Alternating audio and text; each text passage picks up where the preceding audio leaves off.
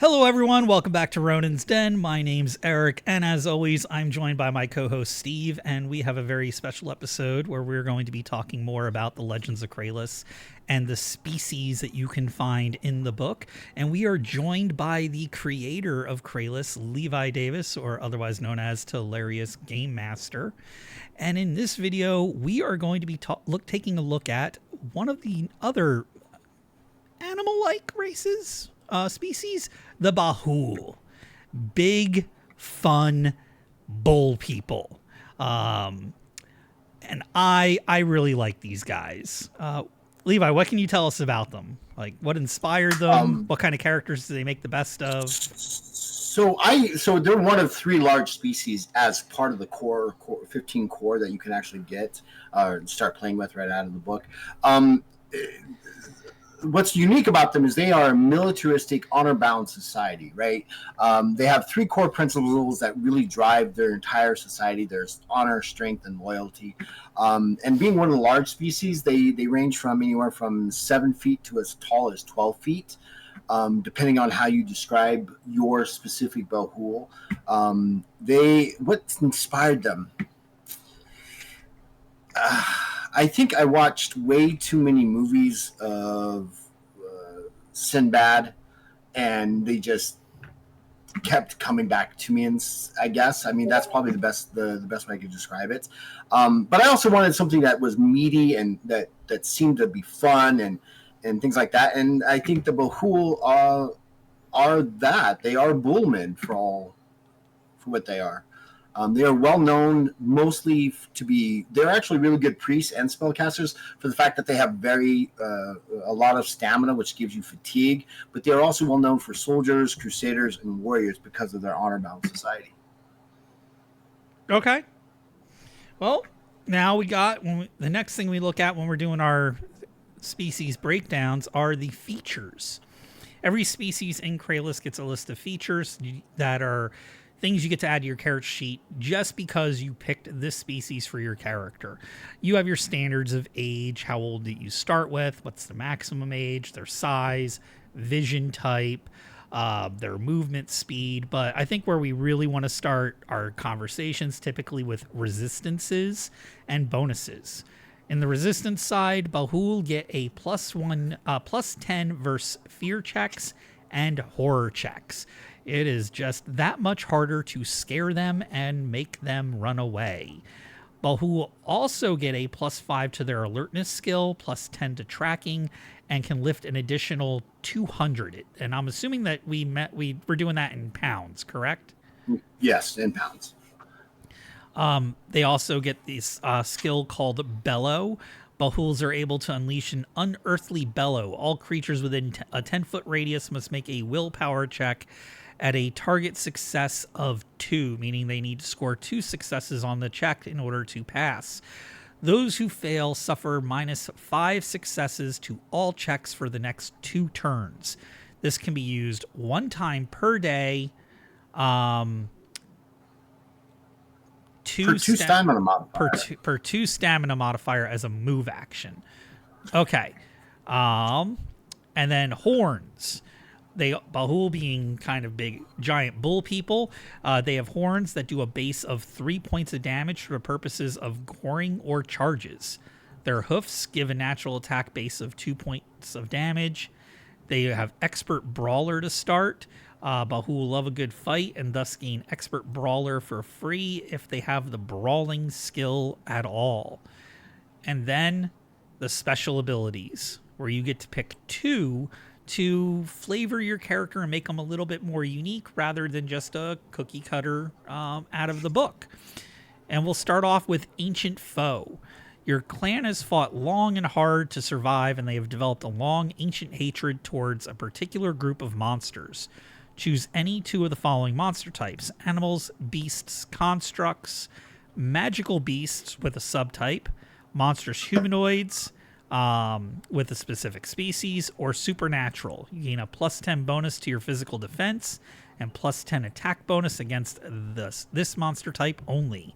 Your critical hit range also increases by plus 5 against them. That is pretty strong, honestly, the additional +5 for critical. Their next one, Battle Through. You are able to give much more than you take. Whenever you become beaten, you gain a +15 bonus to your attack skills. You maintain this bonus until you reach 0 health points or are healed above half your health. That's super handy in a long drawn out fight where things are starting to go south. Bloody Rage. You're able to take more than you can dish out. Whenever you become battered, you gain a +2 bonus modifier to your base damage for as long as you remain battered. So you get to do a little bit more damage the more damage you take. I like that. I do like that. Blunt Resistance. +5 damage reduction versus crushing/blunt weapons. This stacks with armor damage reductions. Basically, if you use a big old hammer, you do a little bit more. Or no, you are. When people use blunt stuff like a big old hammer, you take less damage. Which kind of goes into defensive training here a little bit, but you have trained hard, taken beatings, and still have gotten up to battle on. Because of this harsh training, you have also learned how not to get hit or repel a mental or spiritual attack. You gain an additional +5 bonus to any one defense type per rank to a maximum bonus of +50. You must choose the new defense type each rank. So, how does that work mechanically, Levi? So there are 4 defenses that we have. There's the physical defense, which is you dodging something, avoiding a hit, avoiding a physical spell that's going to hit you, and those kind of things. Then you have more innate abilities that you have, which are magical, divine, and Jinhu defense. And what this defensive training allows you to do is each rank you get to decide. I'm going to put an additional +5 to my physical defense, or my divine defense, or my Jinhur defense. Each rank as you go up in rank, so you can continue to improve your defensive capabilities against enemies. Okay, and you just have to go from one to the other and loop back around. No, you can decide each rank to put it all into physical defense, or all into divine defense, or all into a Jinhur defense. It's not like you have to go through each one of them. Okay. Right? Yeah. Yeah, no, you get to choose which new defense type each rank. So if you want to just keep building your physical defense, then that's what you want to do. That's what you can do. Okay, awesome. You don't have to do any of it. And the next one, and the next two, I am going to talk about once we're done talking about the two of them. Endurance. Bhahuul are more athletic than normal and gain a +20 bonus on any stamina checks to avoid exhaustion, as well as the effects of forced marches, starvation, dehydration, and conditions in heat or cold. They also do not suffer fatigue loss for moving faster than normal, such as hustling, running, or sprinting. Meaning, when you run to chase something, you're gonna catch it. Plus, you're basically just super, super hardy. It's crazy. Why don't you take the next one as well, since you want to talk about these two? I think you got a combo platter. The next one is Powerful Charge. You have a naturally powerful charge. You gain a +10 bonus on your attack skill, but suffer no penalty to your physical defense at the end of your charge. You also gain D10 plus strength modifier in bonus damage in the attack. In the game of Kralis that I ran, the Bhahuul named oh my god, seriously? Yeah, his name was took endurance and powerful charge. He took a couple other abilities that I cannot remember, and it was the most stupidly strong combination I have ever seen. It was more efficient for him to charge at someone because he doesn't get fatigue loss from hustling or running.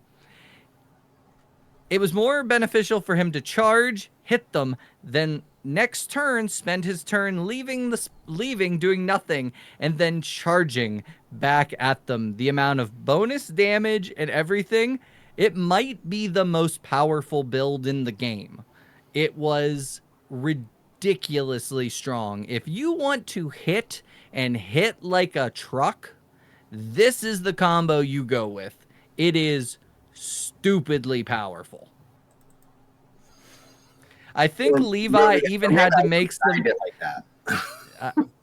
I think Levi, after my feedback, even made some errata to make the charging not as powerful, so that you actually did burn some fatigue when you did charge.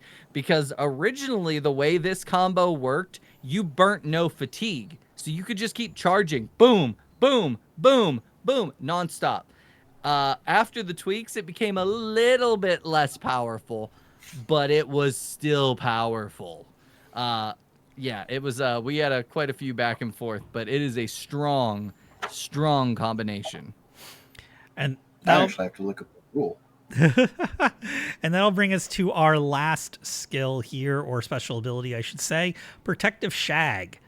Giggity. Because of the thicker, shaggy coat, you gain a +10 natural armor absorption. So you just take a little bit less damage because you're a little bit shaggy, which is always good to have less damage being taken. Always. Nothing wrong with that. And you can actually stack that with your armor. If you wear armor and you take Protection Shag, you actually increase your armor absorption from damage, your soak. Yeah, so you could move some attacks down to 0 just because of the Protective Shag there, huh? In some cases, yes. And as a rebuttal to Steve's powerful charge, and yes, I did make a change to the rules because of it. You spend 1 fatigue for every foot moved in a powerful charge. Because that's just part of the normal charging attack for charging. And it can't be ignored. So you can't use endurance to ignore that. Yeah. Initially, though.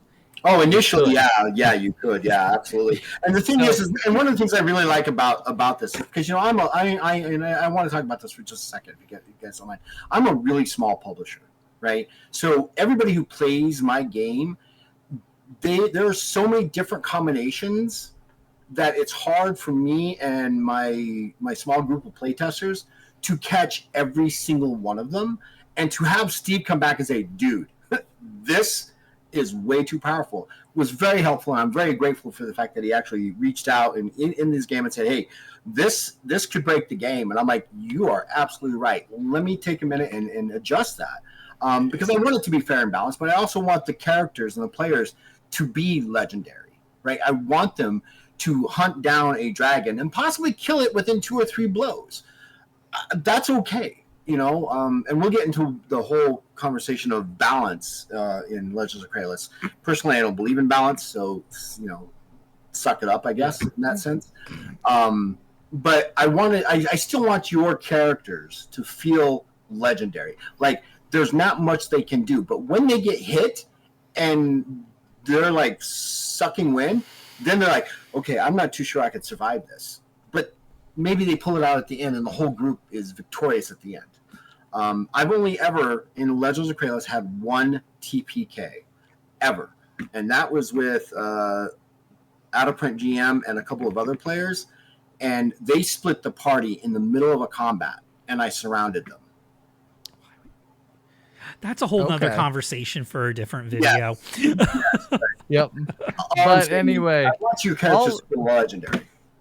But all in all, the Bhahuul are a very powerful species. They're a lot of fun to play. You can have gag characters named Meh if you use them. There's a lot there. Honestly, they're one of the more fun species in the game. You're going to have a lot of fun playing them. But yeah.